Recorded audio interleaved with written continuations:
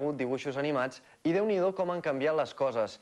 Efectes que ara es fan senzillament amb un ordinador, abans s'havia de treballar moltíssim per aconseguir-los o senzillament eren impossibles de fer. Ara veurem com eren els primers dibuixos. Si us acompanya el vostre germà gran, potser li sonaran. Fa 20 anys que a Televisió de Catalunya s'hi poden veure programes infantils. Al principi es feien per TV3. Quan va començar el Canal 33 també en van ocupar una bona part de la programació.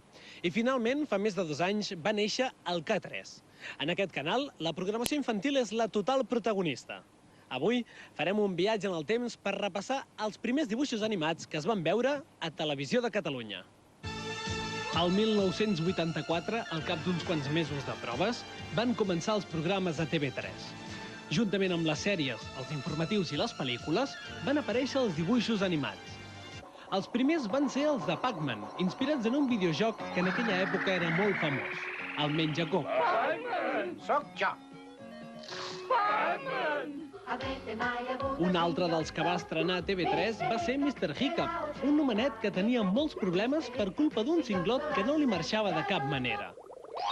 Al final de cada episodi buscava una solució perquè li passés el cinglot.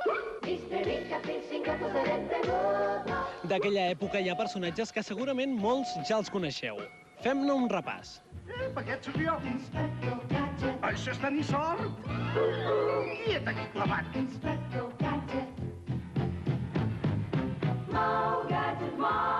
Gadgetòfon!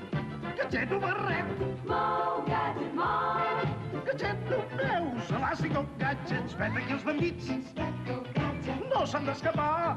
I si l'espifia, cap a galera es va!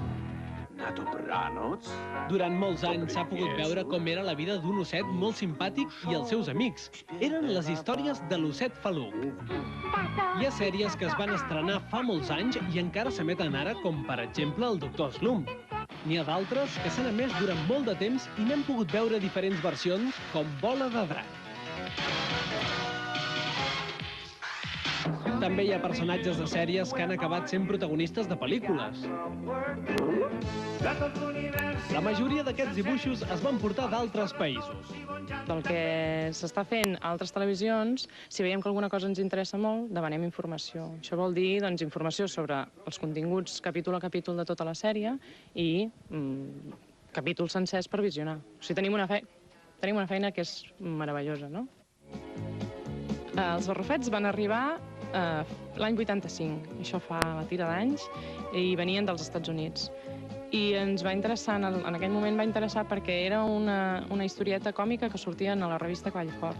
I ens va semblar que era una bona manera de que una tira còmica pogués entrar directament a les cases a través del televisor.